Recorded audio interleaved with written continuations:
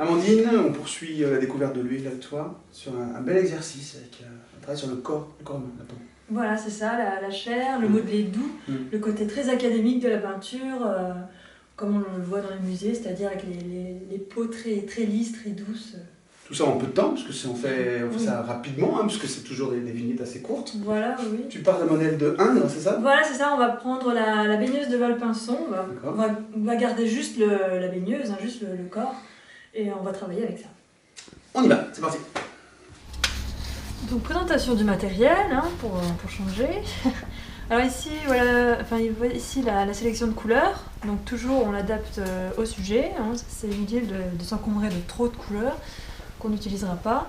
Alors on a donc ici du blanc de titane, du jaune de cadmium clair et foncé, du rouge de cadmium, donc voilà, là déjà on a une panoplie pour la chair. On a aussi de la terre de sienne brûlée, du bleu de Prusse, qu'on va utiliser pour certains endroits, pour des ombres sur la chair, parce qu'il faut savoir que la couleur chair, en mettant quelques pointes de bleu, ça rend réaliste. Et enfin de l'ocre jaune et du noir d'ivoire. Ensuite on a ici de l'essence de térébenthine, avec ici du médium à peindre, ça va permettre de fluidifier la peinture, de la rendre plus agréable et plus facile à travailler, car plus fluide. Et enfin, une panoplie de brosses et de pinceaux. C'est bien d'en avoir plusieurs parce que comme ça on peut travailler plusieurs couleurs à la fois, on n'est pas obligé de nettoyer son pinceau à chaque fois. Et différentes sortes parce qu'évidemment on ne va pas travailler toutes les zones de la même manière, entre les aplats et les détails. C'est pourquoi on a des brosses, des pinceaux ronds, et voilà, de différentes tailles. Bien, on va pouvoir commencer. Alors là, le sujet, évidemment, c'est la baigneuse de Valpinçon de Jean-Auguste Dominique Ingres. On va juste s'attacher à reproduire le corps, donc la baigneuse, et le fond, pour le moment, on va éviter de le travailler. On va vraiment se concentrer sur le corps.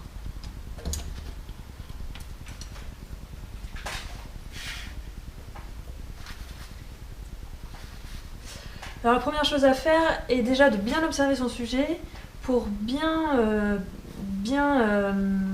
regarder et bien comprendre comment fonctionnent les lumières.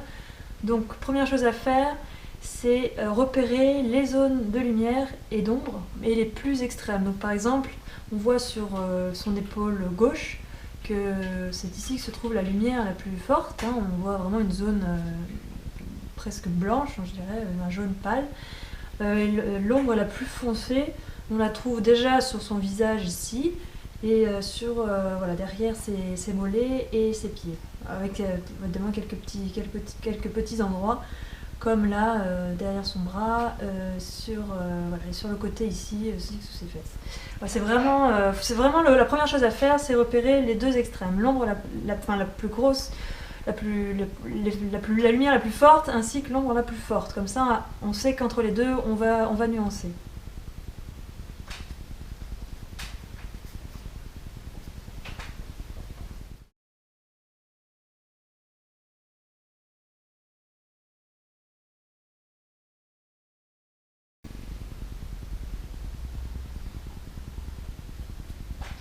Alors là, comme on le dit dans la vidéo sur la technique des 3 pinceaux, on va pouvoir prendre un deuxième pinceau pour trouver la couleur intermédiaire, sachant que le premier sera donc la lumière la plus forte, c'est-à-dire les teintes les plus blanches, et ensuite on va pouvoir foncer les teintes jusqu'au troisième pinceau qui lui représentera l'ombre.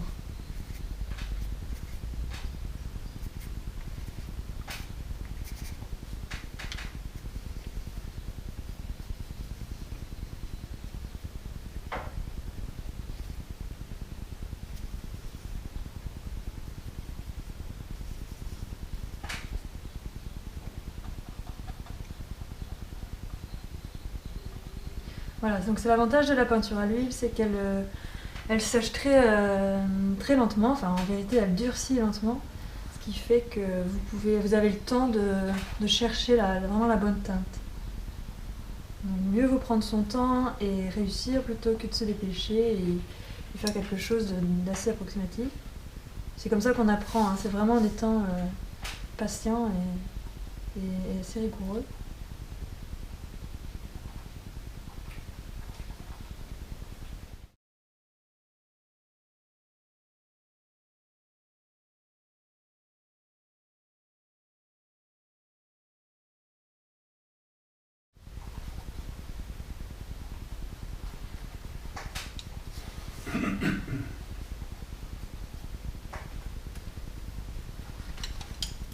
Alors voilà mon troisième pinceau qui va permettre d'avoir des teintes plus foncées et tout en ayant encore les deux autres, ce qui fait qu'on va pouvoir justement jouer à nuancer et à fondre les couleurs entre elles sans les perdre.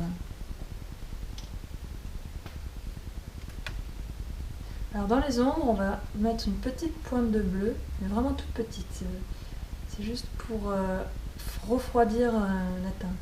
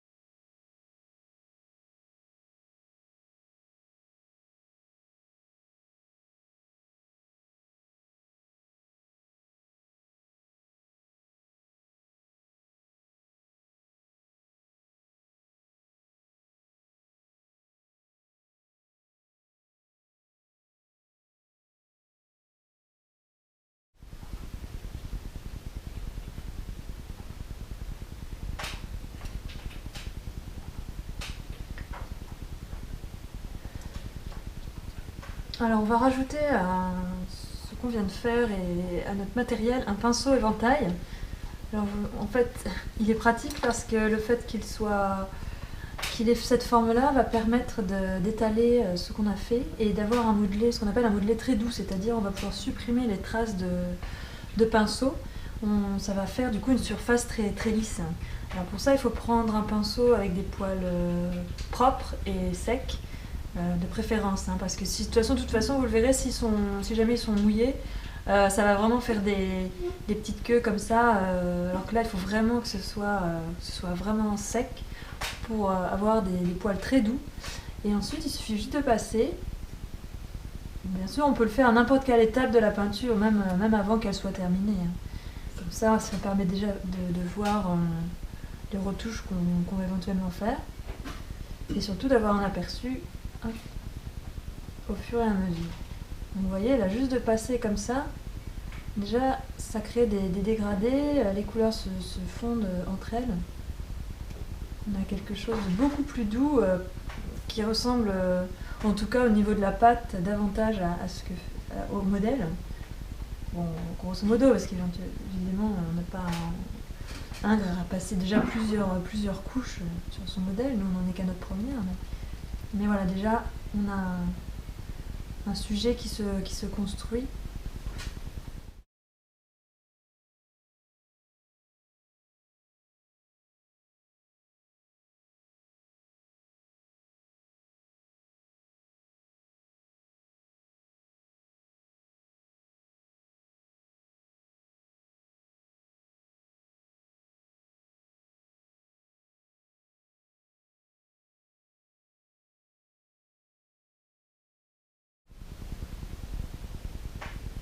Voilà, bon, une fois qu'on a passé le pinceau éventail sur tout le sujet, on voit déjà la différence. On voit à quel point le traitement de la peau est un peu plus réaliste et surtout plus doux, plus chaleureux aussi. Donc on voit à quel point ça peut être efficace. En tout cas, si on veut si on veut faire comme le modèle, c'est la meilleure technique.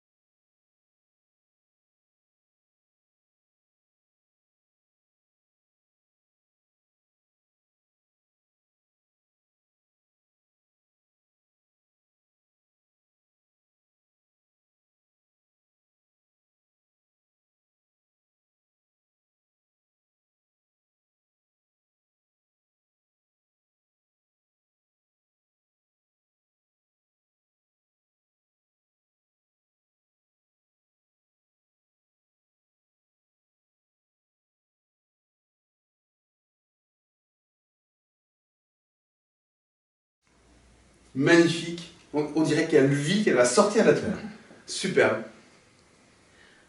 Voilà, on a vu que de toute façon c'est surtout un travail d'observation et puis d'habitude aussi. Donc en ayant regardé les vidéos précédentes, c'est-à-dire avec la méthode des 3 pinceaux, avec le choix des couleurs, avec le modelé doux, grâce au pinceau éventail, etc. Tout combiné, on arrive à un résultat superbe. Qui ressemble à une peinture académique. Voilà, tout ça filmé en temps réel, vous allez voir, c'est pas hors de portée, c'est pas un travail de trop longue haleine, pas du tout. Très accessible. Maintenant, c'est à vous de vous y mettre.